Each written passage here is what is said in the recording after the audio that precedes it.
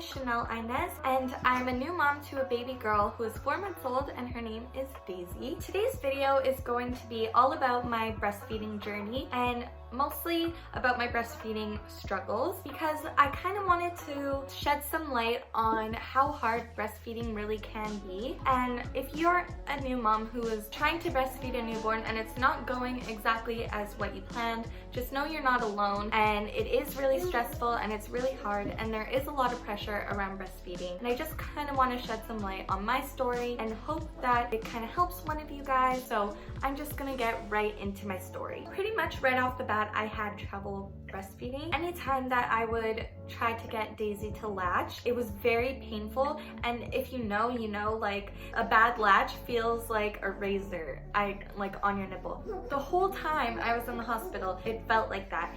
Daisy had a very bad latch. They tell you that your whole areola should be in your baby's mouth, and I couldn't get her to open her jaw enough and squish my areola like deep into her throat. So it was very painful, and I asked the nurses a lot, and they did try to teach me, but for some reason I just couldn't get it, and it took a lot of practice. So basically, fast forward, and we're at Daisy's very first weigh-in at outside of the hospital with my doctors, and it's normal for babies to lose about 7 to 10% of their birth weight.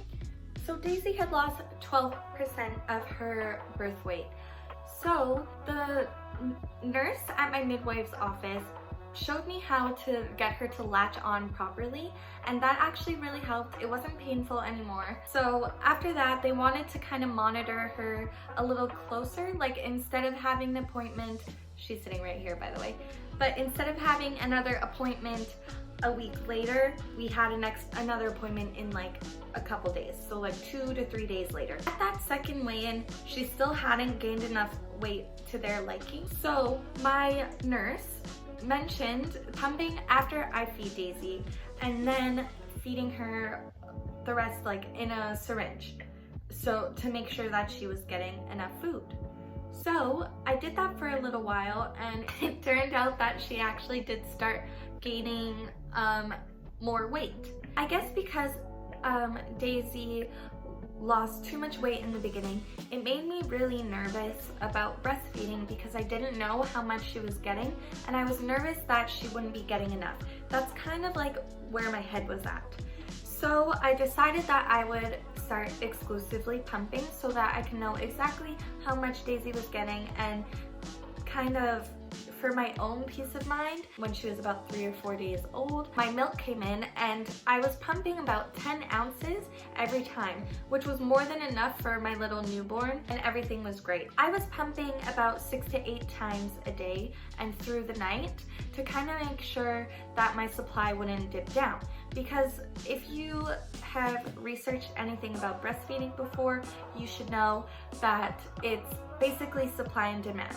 So whatever you're emptying from your breast, your body will create more to make sure that you're feeding the baby.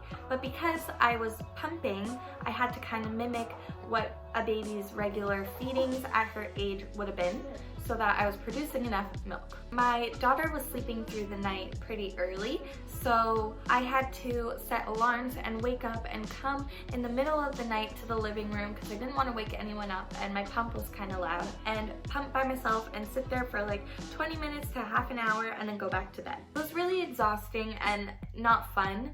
If you are exclusively pumping, then you know the struggle. Like, it's not that fun to be up in the middle of the night pumping. So when Daisy was around 4 weeks old, I noticed that my output and my supply started to decrease. I went from getting like 10 ounces to getting 5 in one go, and Daisy was starting to eat more, so I was getting behind. Like, I was making just enough for her to eat.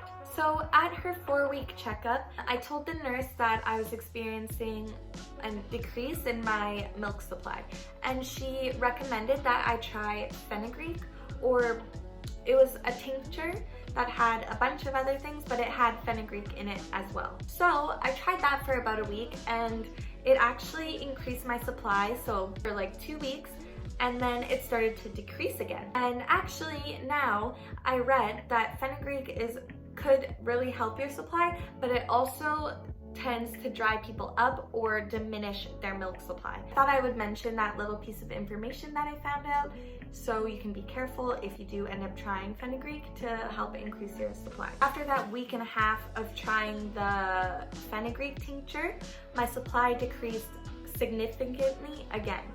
So I did some research of like why your milk supply can dip down if you're exclusively pumping, and I found something that said if your flange size is wrong, you won't be getting enough output from your pump. So because of coronavirus, I couldn't meet with a lactation consultant in person, so I found out about the coin method. So basically you can measure your nipple size after you're pumping to either a dime, a nickel, a quarter, or a loonie, or whatever, to a coin, and that can help you know what your flange size is. So I did that, and I found a flange size, and I bought new flanges off of Amazon. One thing I would also mention is that even after changing the flange size, I would pump and my boobs would still feel full. So I would try hand expressing for a while and then no more milk would come out. And I would only get about 2 ounces to 2.5 ounces every time that I would pump, which was really, really discouraging, honestly.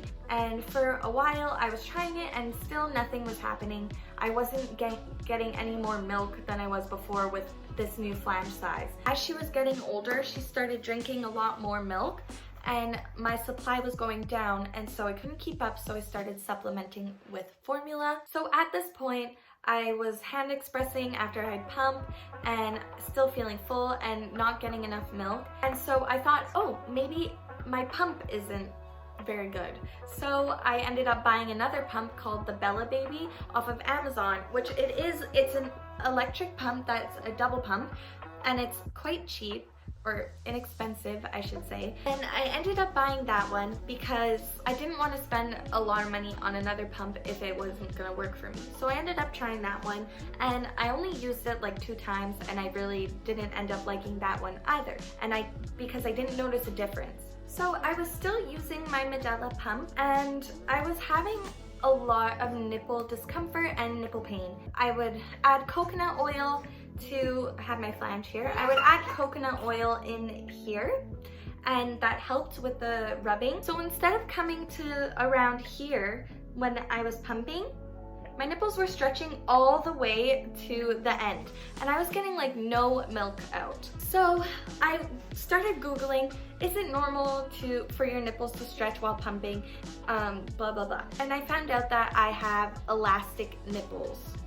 So that was another lovely thing that I found out. I ended up buying these special flanges that were for elastic nipples, and that helped.